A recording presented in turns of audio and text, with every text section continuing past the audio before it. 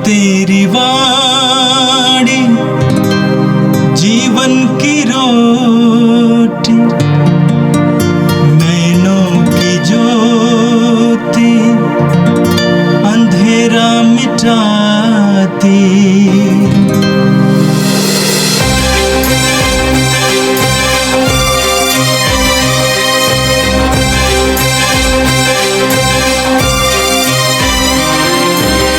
प्रभु तेरी वाणी जीवन की रोटी, नैनों की ज्योति अंधेरा मिटाती। प्रभु तेरी वाणी जीवन की रोटी, नैनों की ज्योति अंधेरा मिटाती। वाणी वाणी वाणी वाणी वाणी पवित्र है, शाश्वत है, जीवन का मन्ना है। 6 दिसंबर सोमवार। पहला पाठ नबी इसायास का ग्रंथ, अध्याय 35, पद संख्याएं 1 से 10 तक। मरुस्थल और निर्जल प्रदेश आनंद मनाएं, उजाड़ भूमि हर्षित होकर फले फूले, वह कुमुदनी की तरह खिल उठे, वह उल्लास और आनंद के गीत गाएं।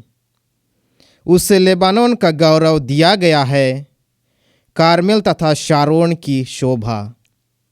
लोग प्रभु की महिमा तथा हमारे ईश्वर के प्रताप के दर्शन करेंगे। थके मांदे हाथों को शक्ति दो, निर्बल पैरों को सुदृढ़ बना दो। घबराए हुए लोगों से कहो, ढाढ़स रखो, डरो मत। देखो, तुम्हारा ईश्वर आ रहा है, वह बदला चुकाने आता है, वह प्रतिशोध लेने आता है, वह स्वयं तुम्हें बचाने आ रहा है। तब अंधों की आंखें देखने और बहरों के कान सुनने लगेंगे। लंगड़ा हरिणी की छलांग भरेगा और गूंगे की जीभ आनंद का गीत गाएगी। मरुस्थल में जल की धाराएं फूट निकलेंगी, रेतीले मैदानों में नदियां बह जाएंगी, सूखी भूमि झील बन जाएगी और प्यासी धरती में झरने निकलेंगे। जहाँ पहले सियारों की मांद थी, वहाँ सरकंडे और बेंत उपजेंगे। वहाँ एक राजमार्ग बिछा दिया जाएगा, जो पवित्र मार्ग कहलाएगा। कोई भी पापी उस पर नहीं चलेगा। यह सियोन के लौटने का मार्ग है, नास्तिक भूल कर भी उस पर पैर नहीं रखेंगे। वहाँ ना तो कोई सिंह विचरेगा और ना कोई हिंसक पशु मिलेगा, बल्कि जिनका उद्धार हो गया है, प्रभु ने जिन्हें मुक्त कर दिया है, वे ही उस पर चलेंगे। वे गाते बजाते हुए सियोन लौटेंगे, वे चिरस्थायी सुख शांति लेकर आएंगे। वे आनंद और उल्लास के साथ लौटेंगे। दुख और विलाप का अंत हो जाएगा। यह प्रभु की वाणी है।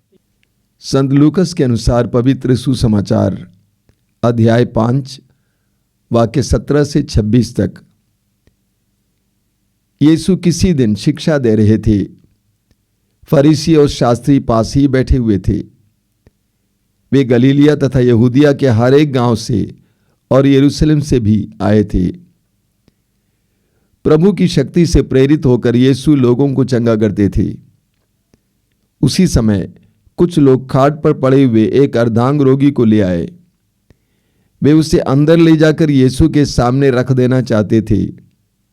भीड़ के कारण अर्धांग रोगी को भीतर ले जाने का कोई उपाय न देखकर वे छत पर चढ़ गए और उन्होंने कपड़े हटाकर खाट के साथ अर्धांग रोगी को लोगों के बीच में यीशु के सामने उतार दिया। उनका विश्वास देखकर यीशु ने कहा, भाई, तुम्हारे पाप क्षमा हो गए हैं।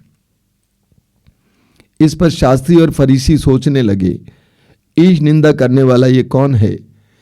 ईश्वर के सिवा कौन पाप क्षमा कर सकता है? उनके विचार जानकर यीशु ने उनसे कहा, मन ही मन क्या सोच रहे हो? अधिक सहज क्या है, ये कहना तुम्हारे पाप क्षमा हो गए हैं, अथवा ये कहना उठो और चलो फिरो?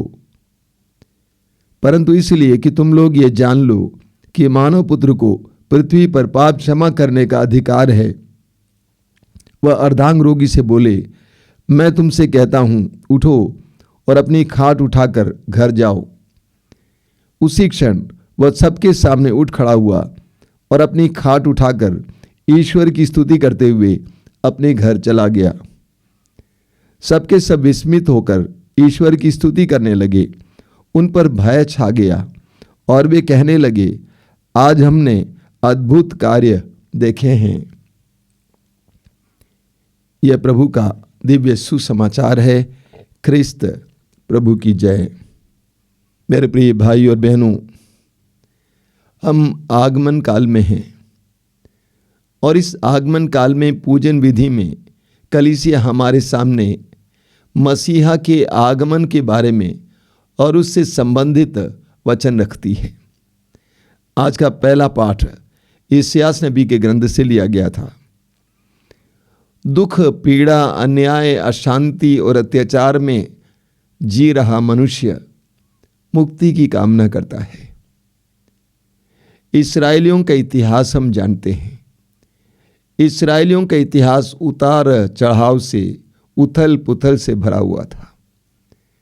कभी ईश्वर की महिमा उन पर छाई रही, कभी उन्होंने ईश्वर के सहारे का अनुभव किया, कभी ईश्वर का परित्याग करते हुए ईश्वर के सहारे से वंचित हो गए। उनका जीवन उथल पुथल से भरा हुआ था। प्रतिज्ञात देश पहुंचने के बाद भी, वहां पर पूरी तरह से प्रतिष्ठित होने के बावजूद उनके अंदर अशांति फैली थी। अन्य राष्ट्रों से लड़ना पड़ता था, बराबर युद्ध बना हुआ था। ऐसे में लोगों के हृदय में एक मुक्तिदाता की कामना थी, जो वास्तव में उन्हें एक ऐसा राष्ट्र बनाएगा जहां पर शांति विराजेगी, जहां पर न्याय होगा। आज का पहला पाठ इसी के बारे में इशारा करता है। हमने सुना, वचन में लिखा हुआ है, मरुस्थल और निर्जन प्रदेश आनंद मनाए, उजाड़ भूमि हर्षित होकर फले फूले, वह कुमुदनी की तरह खिल उठे, वह उल्लास और आनंद के गीत गाए। आगे लिखा हुआ है, थके मांदे हाथों को शक्ति दो, निर्बल पैरों को सुदृढ़ बनाओ, घबराए हुए लोगों से कहो ढारस रखो, मत डरो, देखो तुम्हारा ईश्वर आ रहा है। वह बदला चुकाने आता है, वह प्रतिशोध लेने आता है, वह स्वयं तुम्हें बचाने आ रहा है। आगे हम पढ़ते हैं, तब अंधों की आंखें देखने और बहरों के कान सुनने लगेंगे, लंगड़ा हिरणी की तरह छलक भरेगा और गूंगे की जीभ आनंद का गीत गाएगी। ये समूचा पाठ आज का मसीहा के आगमन का संकेत है। ये आगमन काल है। इस आगमन काल में मसीहा के आगमन से संबंधित पाठ हम सुनेंगे। मसीहा के आगमन का संकेत और मसीहा के काल में क्या होगा, इसके बारे में बताया गया है।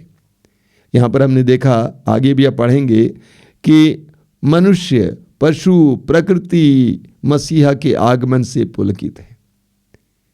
सभी मसीहा के आगमन से पुलकित हैं। ईश्वर के अद्भुत कार्य से पुलकित है। रोमियों के पत्र के अध्याय 8 उसके वाक्य 22 में संत पौलुस कहते हैं, समस्त सृष्टि और हम मनुष्य भी मुक्ति के लिए कराहते हैं। सारी सृष्टि को ईश्वर के स्पर्श की आवश्यकता है। पाप के स्पर्श के बाद ईश्वर की पवित्रतापूर्ण स्पर्श की आवश्यकता है। हर मनुष्य को ईश्वर के स्पर्श की आवश्यकता है। हर मनुष्य को मुक्ति की आवश्यकता है। ये तभी हो सकता है जब मसीहा आता है। जब मसीहा आता है हमारे जीवन में, वही अद्भुत कार्य होंगे जिसके बारे में आज पहले पाठ में आपने सुना। जब मसीहा हमारे जीवन में आ जाएगा तो हम अंधे देखने लगेंगे, बहरे सुनने लगेंगे, लंगड़े चलने लगेंगे, गूंगे बोलने लगेंगे। हमारे मरुस्थल में जल की धाराएं फूट निकलेंगी, क्योंकि मुक्तिदाता मसीहा ईश्वर की ओर से आता है। मेरे प्रिय भाई और बहनों, बार बार मैं आपसे बोला करता हूँ, हमारी समस्याओं का समाधान यीशु है, हमारे सवालों का जवाब यीशु है। जब वास्तव में मसीहा हमारे जीवन में आएगा तो हमारे जीवन में ये सारी बातें देखने को मिलेंगी। एक एक बात जो आज के पहले पाठ में आपने सुना, समय मिलेगा तो आज इसको लेकर पढ़ना। आज के पहले पाठ की एक एक बात हमारे जीवन में प्रकट हो जाएगी। बहुत सुंदर सुंदर बातें यहाँ पे लिखी गई हैं। क्या बताया गया है? रेतीले मैदानों में नदियां बह जाएंगी, यानी जहां बालू है वहां पर नदियां बहेंगी। सूखी भूमि झील बन जाएगी और प्यासी धरती में झरने निकलेंगे। जहां पहले सियारों की मांद थी वहां सरकंडे और बेंत उपजेंगे। अजीब सी बातें, अद्भुत सी बातें। मसीहा के हमारे जीवन में आने से ये सारी बातें हमारे जीवन में भी प्रकट होंगी, सच्चाई होंगी। और आज के सुसमाचार में हमने देखा कि मसीहा के आने से क्या होता है। आज के सुसमाचार में आपने सुना, यीशु किसी दिन शिक्षा दे रहे थे। फरीसी और शास्त्री पास ही बैठे हुए थे। वे गलीलिया तथा यहूदिया के हर गांव से और यरूशलेम से भी आए हुए थे। प्रभु की शक्ति से प्रेरित होकर यीशु लोगों को चंगा करते थे। उसी समय कुछ लोग खाट पर पड़े एक अर्धांग रोगी को ले आए। वे उसे अंदर ले जाकर यीशु के सामने रख देना चाहते थे। भीड़ के कारण वे कर नहीं पाए, इसीलिए उन्होंने जाकर छत को फोड़ा और एक खाट के सहारे यीशु के सामने रख दिए। कई बातें यहाँ पर उभरती हैं। पहली बात यह है कि प्रभु यीशु में ईश्वर का आत्मा कार्य कर रहा था।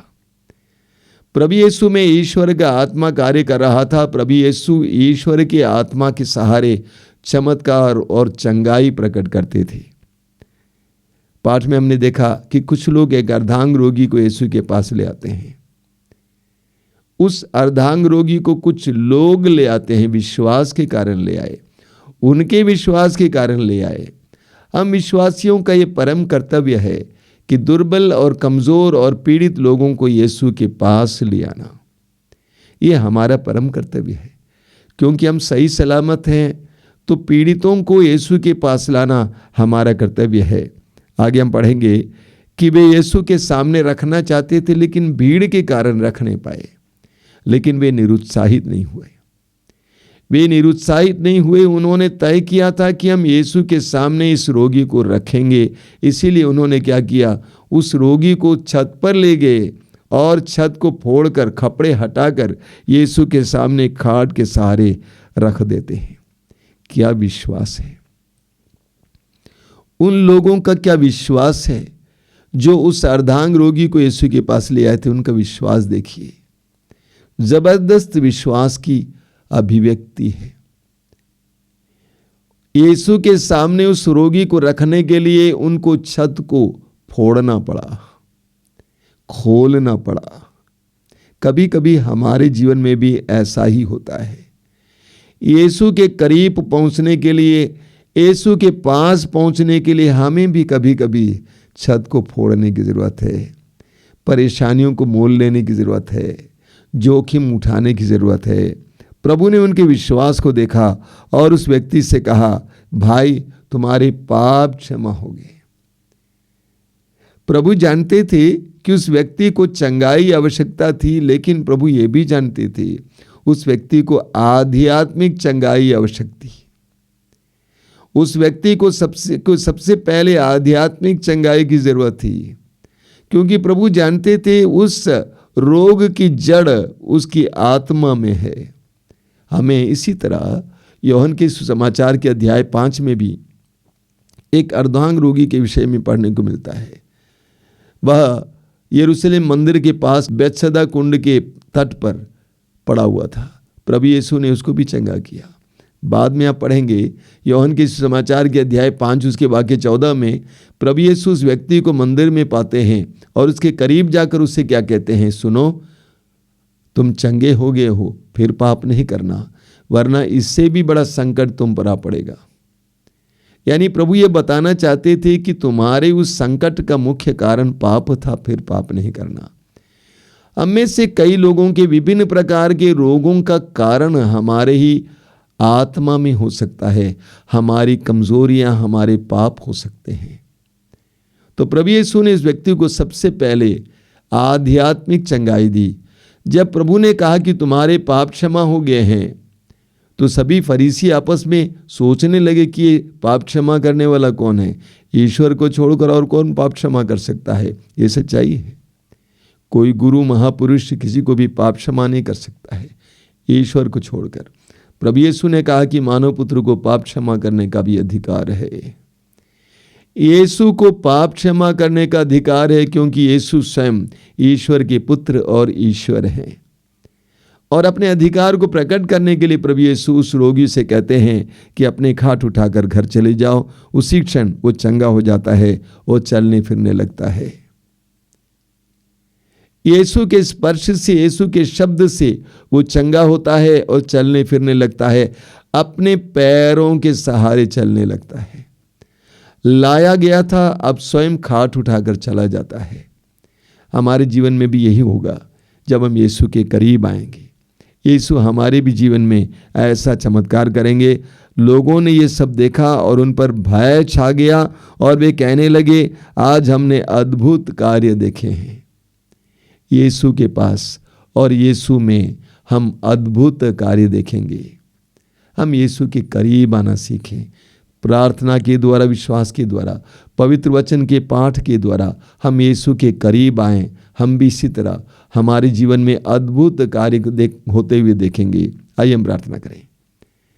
प्रभु यीशु, धन्यवाद देता हूँ आज के सुंदर दिन के लिए, तेरी आशीषों के लिए धन्यवाद देता हूँ यीशु। इस समय आज के पाठों के लिए धन्यवाद देता हूँ प्रभु यीशु।